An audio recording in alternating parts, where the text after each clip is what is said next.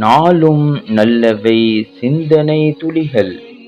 இன்றைய சிந்தனை வழி தேடி ஒளிகண்ட பாரசீக கிளி சல்மானுல் ஃபாரிஸி ரலியல்லாஹு அன்ஹு அவர்களை பற்றிய இரண்டாவது தொகுப்பு. பிஸ்மில்லாஹிர் ரஹ்மானிர் ரஹீம். பின்பு சந்தர்ப்பம் கிடைத்த போது ஒரு நாள் அவர்களின் பிரதான பகுதியான ஷாமுக்கு செல்ல வேண்டும் என்ற என் விருப்பத்தை கிறிஸ்தவர்களிடம் தூதனுப்பினேன். அவர்களின் கூட்டமொன்று புறப்படும் நாளை எனக்கு தெரிவிக்க என் கட்டுகளை அவிழ்த்து கொண்டு அவர்களுடன் பயணமானேன். அங்கு சென்று அங்குள்ள ஆலயத்தின் தலைமை ஃபாதிரியிடம் அவருக்கு பணிவிடை செய்ய வேண்டும் என்ற என் விருப்பத்தை, கிறிஸ்துவ மார்க்கத்திலுள்ள என் ஆசையையும் தெரிவித்தேன். அவருக்கு பணிவிடை செய்ததிலிருந்து அவர் ஒரு நல்லவரல்ல என்பதை புரிந்து கொண்டேன். காரணம், தன்னிடம் வருவோரிடமெல்லாம் ஏழைகளுக்கு கொடுக்கவென பணம் வாங்கும் அவர் எதனையும் ஏழை எளியோருக்கு கொடுக்காமல் தனக்காக சேமிக்கும் வழக்கமுள்ளவராக இருந்தார். தங்கம் மட்டும் 7 பெரும் குடங்கள் நிறைய அவரிடம் இருப்பதை கண்டேன். சில காலங்களில் அவர் இறந்து போனார்.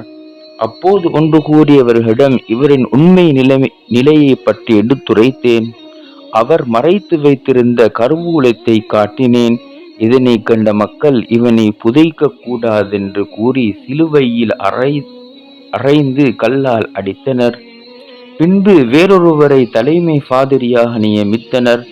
அவர் மிகுந்த உலக பற்றற்றவாகவும் இரவு பகலாக வணக்க வழிபாடுகளில் கழிப்பவராகவும் மறுமையை நோக்கமாக கொண்டவராகவும் இருந்தார். எனவே நான் அவரை அதிகம் நேசித்தேன். அவரது மரண நேரம் வந்ததும் அவருக்கு பின் நான் பணிவிடை செய்ய சிறந்தொருவரை கூறுமாறு கேட்டேன். மௌசில் பகுதியில் உள்ள ஒரு ஃபாதிரியை கூறினார். எனவே நான் அவரிடம் சென்றேன். அவரும் சிறந்தொருவராக இருந்தார். எனினும் சிறிது காலத்துக்குள்ளாலே அவர் மரணித்து விட்டார். அவர் தனது இறுதி நேரத்தில் நசீபின் பகுதியில் உள்ள ஒரு ஃபாதிரியை குறிப்பிட்டார். அவரிடம் சென்று சில காலம் பணிவிடை செய்து கொண்டிருந்த போது அவரும் அம்மூரியா என்ற பிரதேச பாதிரியாரை காட்டி தந்துவிட்டு சில காலத்தில் மரணித்தார். அம்மூரியா பாதிரியாரிடம் சில காலங்கள் இருந்தேன். மிக சிறந்த மனிதராக அவர் இருந்தார். அவரது மரண நேரத்தில் அவரிடம் இனி நான் யாரிடம் செல்ல வேண்டும் என்று கேட்டேன்.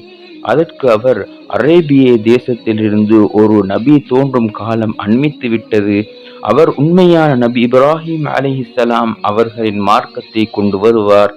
இரு மலைப்பாங்கான பூமிக்கு மத்தியில் ஈத்தம்பழ தோட்டங்கள் நிறைந்த பூமியிலே அவர் தோன்றுவார்.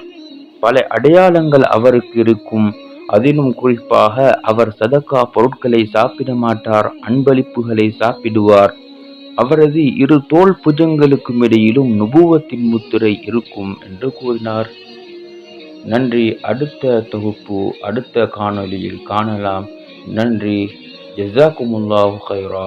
தொகுப்பு அப்துர் ரஹ்மான் ரிஃப்டி அல் ஹாஷிமி திஹாரிய.